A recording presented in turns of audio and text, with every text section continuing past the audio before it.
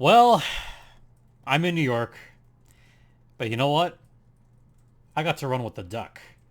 Oh, speaking of ducks, they didn't look too good this past weekend, did they? I'll talk about all of that on today's Locked On Patos, part of the Locked On Podcast Network. Your Locked On Ducks, your daily podcast on the Anaheim Ducks, part of the Locked On Podcast Network, your team every day.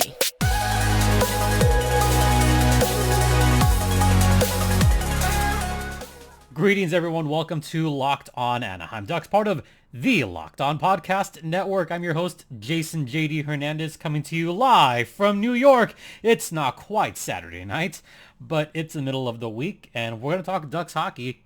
And I'm also going to talk a little bit about the New York Marathon. I'll get to that towards the end of today's podcast. Just a reminder, this podcast is brought to you by Athletic Greens. All right. So let's get started and talk about the weekend that was. I'll come out and admit right now, I'll admit that I did not watch these games live because they were so stinking late. It's a Saturday night. I had to wake up at 6:45 a.m. The game started at 10:50 p.m. Eastern time. The Saturday game didn't even end till, what was it, almost 2 a.m.? I got the message on my phone about what the crap happened. That was a bizarro game. And before I get into kind of the meat and potatoes of the game, I just want to briefly mention that the Ducks recently have had a string of bad games and a string of questionable coaching choices, which I will talk about. But just to go over this game first, the Ducks were dominated in every sense of the word. That was one of the worst games they had played all season long, and still somehow wound up with a 5-4 victory in the Shark Tank. How the heck? Okay, first, how did that happen? The Sharks shot from everywhere. They had their way getting into the zone. The Ducks, meanwhile, they did what they do. They allow their opponents to score a lot of goals, and they allow their opponents to shoot a lot of shots. They rely on their goaltender way too much. And in this particular case, they rely on the same two lines over and over and over again. I know this has been a recurring theme all season long, and it continues to be a recurring theme all season long. Sound like a broken record yet? I bet it does, because guess what happened early on in that game on late Saturday night? It was Kevin Labanc who scored early on. Yay. It was the other guys that did well in the first period, at least. I mean, Leeson scored and Max Comtois scored. So still the top two lines doing their thing. And look, I got to give it up to Coach Eakins for at least putting Mason McTavish at center on this game. This is something that Dallas Eakins has been experimenting with, or trying something different, is putting McTavish on wing consistently, which does not work.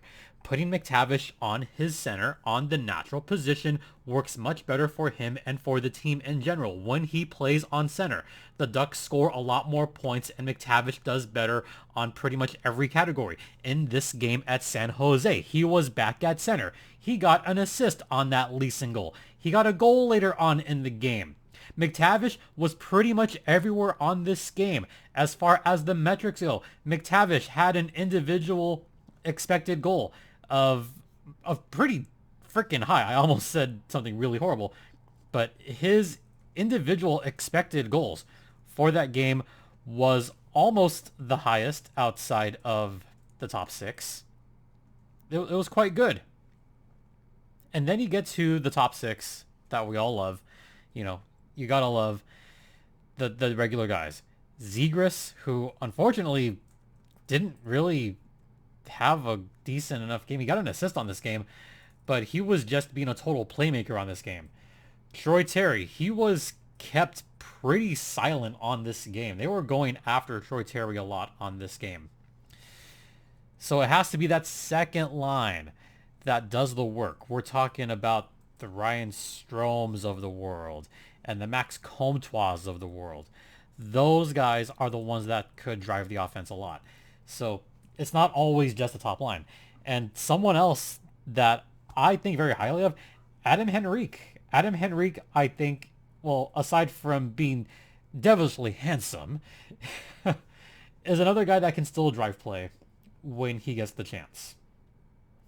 So going forward on this game, just really quickly, Timo Meier, one of my favorite San Jose Sharks, he scored. Luke Kuhn has scored on a power play. Stop me if you've heard this before, because I've said this the past 16 podcasts. The Ducks allowed a power play goal. The Ducks allowed a power play goal. Again.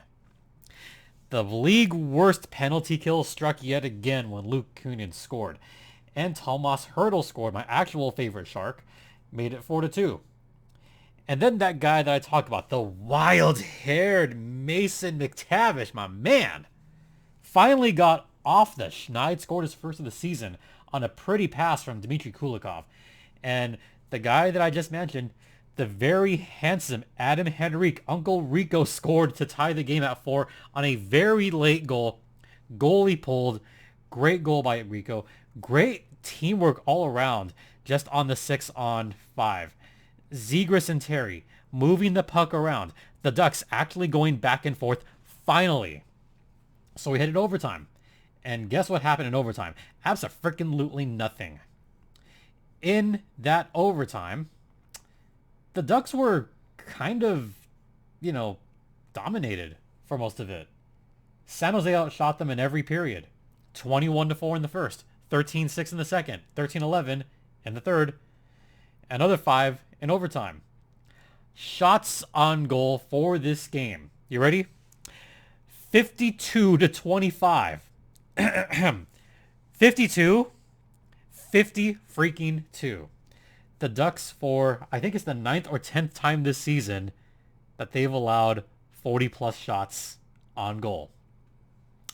The Ducks have allowed by far the most shots on goal this season. I'll give those alarming stats later. But they relied way too much on Anthony Stolarz again, and he had to save their butt again, and did so in the shootout.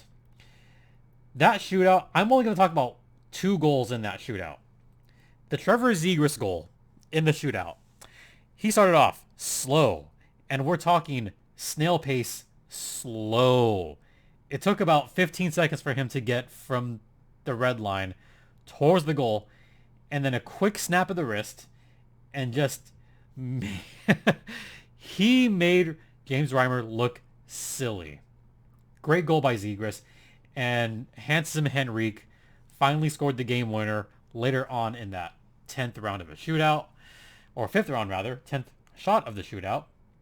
Ducks won it somehow, 5-4, despite allowing 52 shots, despite having an expected goal of like 20 billion to 2. They won that game. One of their worst games of the season, and they won. They didn't deserve that win. Let's be honest. All right, we're going to head into the first intermission before I pull my hair out. But first, let's talk about Athletic Greens. Now, what is Athletic Greens? It's a daily supplement that will help your gut health, give you more energy, optimize the immune system. And I wanted a supplement that tastes good. I hate taking vitamins. That's not me. So if you put one of these AG1 patches that I have right here into this container right here, put about 10 ounces of water in here, put one of these bags in there, bada boom, bada bing, you are done. You are absorbing 75 high quality vitamins, minerals, whole food sourced superfoods, probiotics, and adaptogens to help start your day right.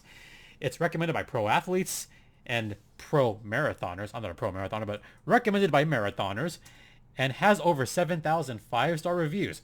So, to make it easy, right now it's time to reclaim your health and arm your immune system with convenient daily nutrition. Just 1 scoop in a cup of water every day, that's it. And to make it really easy, Athletic Greens is giving you a free 1-year supply of immune-supporting vitamin D and 5 free travel packs like this with your first purchase. All you have to do is visit athleticgreens.com/NHL Network. Again, that is athleticgreens.com/NHL Network to take ownership over your health and pick up the ultimate daily nutritional insurance. How about that Sunday game? Maybe I don't want to talk about that one too much. I really don't. I eventually saw it. I thought the Ducks played bad on Saturday. They played worse on the Sunday. They were outplayed, outmatched, outranked, and that goes into the second topic that I want to talk about today. And that, of course, is Coach Eakins, the lines, and whatever the heck he's doing. The Ducks got outclassed on that game by the obviously better Florida Panthers. They ended up losing 5-3 to Florida. Florida still has some good players in their lineup. A couple of guys that you may have heard me talk about in past seasons. Barkov, he's still good. Some guy named, I don't know, some guy named Carter Verhaeghe, he's still terrorizing the Ducks somehow. I don't know why. And some other guy that's a pretty good goaltender, Spencer Knight, he's pretty good. But would you be surprised if it was a couple of former Ducks? Oh, check that. A couple of former Ducks defensemen that wound up burning the Ducks. Let me just ask someone. Are you surprised that former Ducks scored on the Ducks on this game? Are you surprised? Yeah. Yeah, no surprise. Josh Mahura had a good game against the Ducks because of course he did. But you know who had the biggest game of the Ducks? Brandon Montour. Brandon freaking Montour had a freaking monster game against the Ducks because of course he did. It's the Brandon Montour revenge tour. He had not one, not two, not three, four. 4 points. 4 points in the game. Almost doubling his season total in one freaking game. If you had told me that Brandon Montour almost doubled his point output in one game at that point of the season, I would have laughed in your face. 1 goal, 3 assists. Look, I think that's all you need to know about that game. Brandon Montour just wanted revenge on his old team and did it in Anaheim. He made them look silly. It was so bad. He made Zegras look ridiculous. He made Shattenkirk look really ridiculous. It was a 5-3 final score in favor of Florida. Look, let's be honest here. I don't know why Dallas Eakins has been putting out the lines he has. I don't know why he put Glenn Gaudin as a center. Glenn Gaudin, a pretty much perennial career AHLer who spent a lot of time with the Stockton Heat, because I remember him playing with Stockton, and he did not look natural in that position. He was losing pretty much every face-off. He did not look comfortable in center. McTavish didn't look comfortable playing at wing again, and that was one of his worst games of the season. The only guys that actually looked good was, Henrique, Strome, and Terry, and that was it. Even Lundestrom looked okay at center. But the lines were just, they were all a mess. Dallas Eakins at least put some consistency into the lineup. Yes, the Ducks did win, and yes, that was one of their worst games against San Jose. But think about what works and what doesn't. McTavish on center, that worked. McTavish on wing, that doesn't work. Glenn Gaudin at center, that does not work. And I see the tweets. I see them, guys. I see you guys tweeting, fire Dallas Eakins into the sun. Part of me agrees. Some of these lines are truly baffling. I'll echo the sentiments of pretty much every Ducks podcaster, writer. I agree. I share those sentiments. Why don't we get Rocco Grimaldi up? He's looked good with San Diego. Why don't we get Braden Tracy up? He's looked good in San Diego as well. Those are two of the guys I think could better help Anaheim, at least in the short term. Heck, even give Drew Hellison a chance. I liked Hellison's play in San Diego. I did a whole podcast about that with John Broadbent from Defend the Nest. We talked about some guys that could help. That way the Ducks don't have to rely on sending out Glenn Gaudin at center. It did not work on this game. And I'm afraid that Gaudin is going to play later tonight in Anaheim. I'll tell you right now, guys, I'm not going to watch that live. I'll be asleep. Another late night game, especially a TNT game. That game is not starting on time. It's not going to be a 7:30.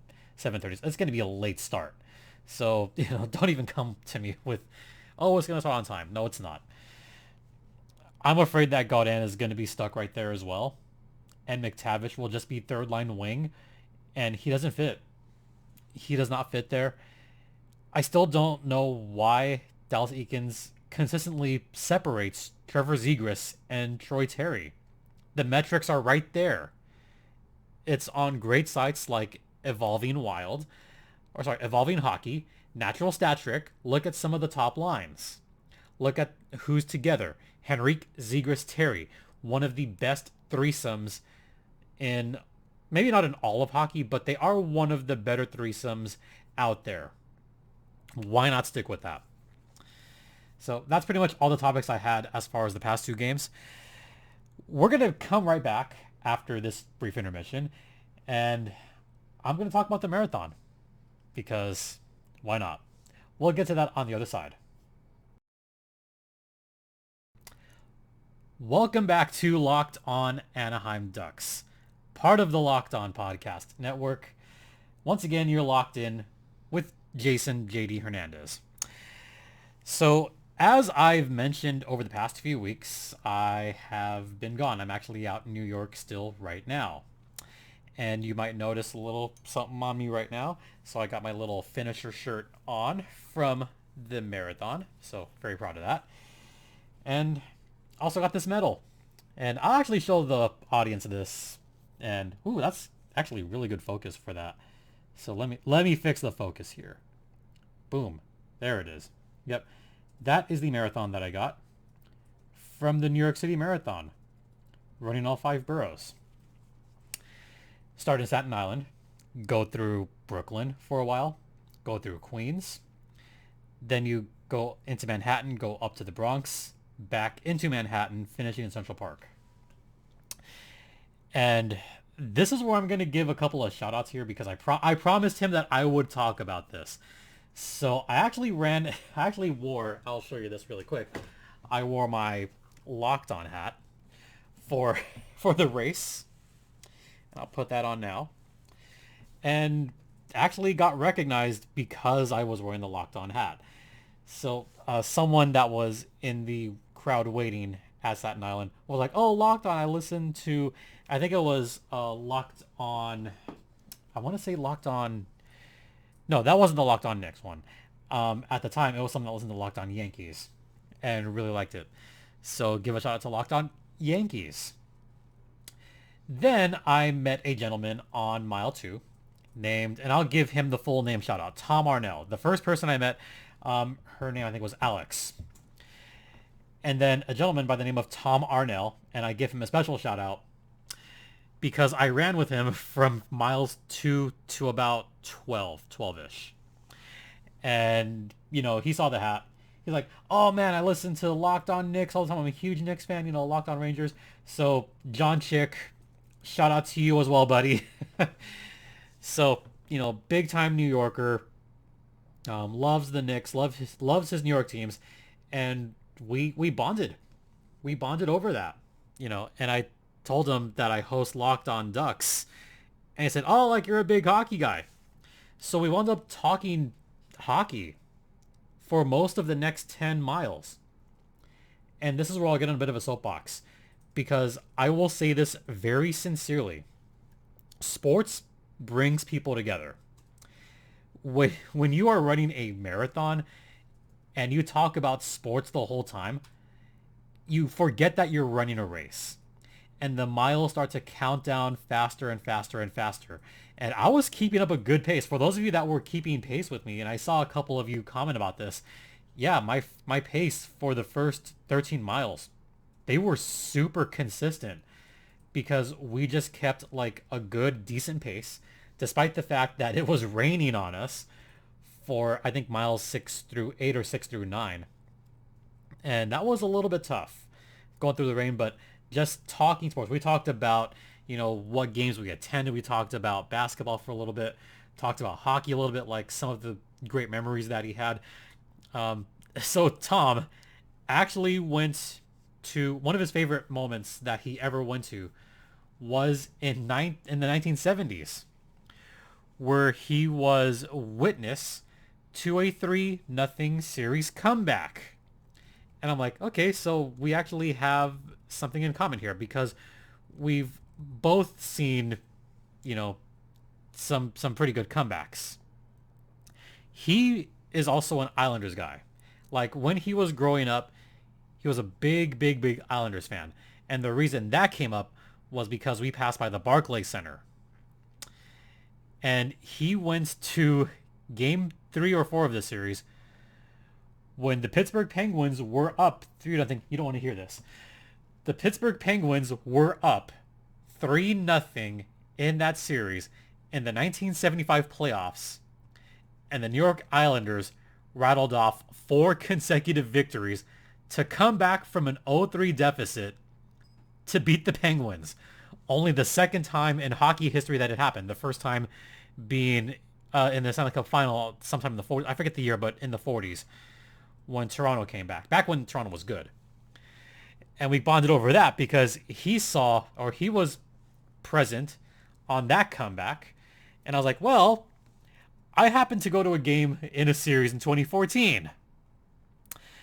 Remember when the San Jose Sharks were up 3-0 on the Los Angeles Kings? And the Kings rattled off 4 consecutive victories. I was legit getting ready for a Ducks, I'll admit, I thought the Kings were toast. I was getting ready for a Ducks-Sharks series and rooting against the Sharks. And then the Kings rattled off 4 in a row.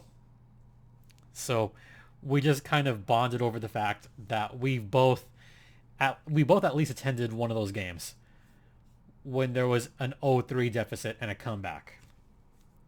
So just little moments like that sticks with me. And getting to talk to Tom for about 10 miles, that was really, really cool. And I think we both realized that we kept up a good pace. We were just enjoying the atmosphere, enjoying just the race, but enjoying just talking to each other for those miles. So Tom, I know you're listening right now. So Tom, thanks for sticking with me, and thanks for the shout out. And I'd be remiss if I didn't just give a couple more shout outs, because I really, really have to give this shout out. Rachel Donner, host of Locked on Flyers.